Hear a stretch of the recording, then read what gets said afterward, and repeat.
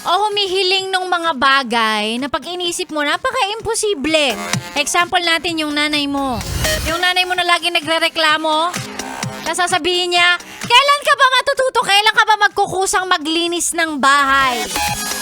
Yung kalat nasa harap mo na hindi mo pa magawang walisin. Yan, diba? Tapos sasabihin pa nila, ang gusto ko lang naman sa'yo, magkaroon ka naman ng kusa, hindi kayong parang pako na kailangan pang pukpukin para bumaon. Papagalitan muna kita bago ka maging masipag. Tapos eto ka, pag nakita naman na gumagawa ka ng gawaing bahay, nakikitang nagsisipag ka, ayaw namang maniwala. Ang sasabihin pa, may kailangan ka, no? Bakit ka naghuhugas ng pinggan? Bakit ikaw naglalaban ng damit mo? Ikaw naglalaban ng brief mo? May kailangan ka sa akin, no? Diba? Ang gulo-gulo.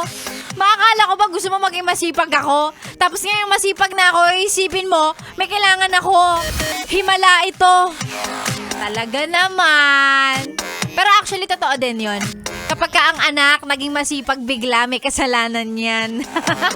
Either may kasalanan o may kailangan. Ano ka doon? Hindi niyo ba napapansin? Ganun naman, di ba?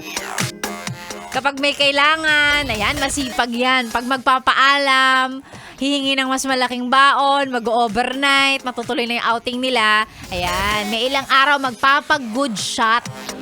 Good shot kay mama, good shot kay papa.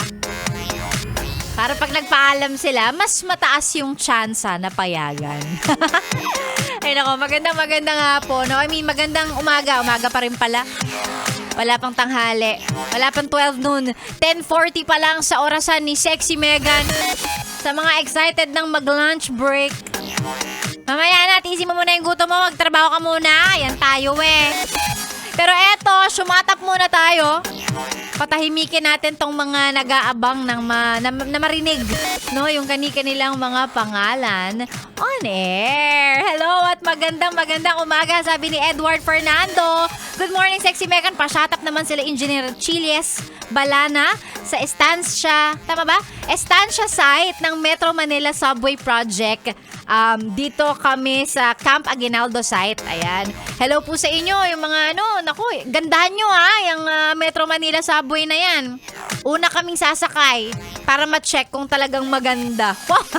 Quality control yan. Hello po sa inyo ay mga yes friend natin nakatune in sa mga oras na to. Pati kay Alfred na taga Valenzuela, maraming salamat. Ganon din kay Marlon Mendoza at sa mga kasama niya sa bahay. Solid Yes FM, mga taga San Roque, Marikina City. Magandang umaga. Sexy Megan po ang inyong kasama. Tuloy-tuloy hanggang mamaya pang tanghali. Ang mga pa-shutup na yan, isend lang. Mamaya magbabasa pa ako. Ikaw ay nakatune in dito lang sa 101.1 Yes FM.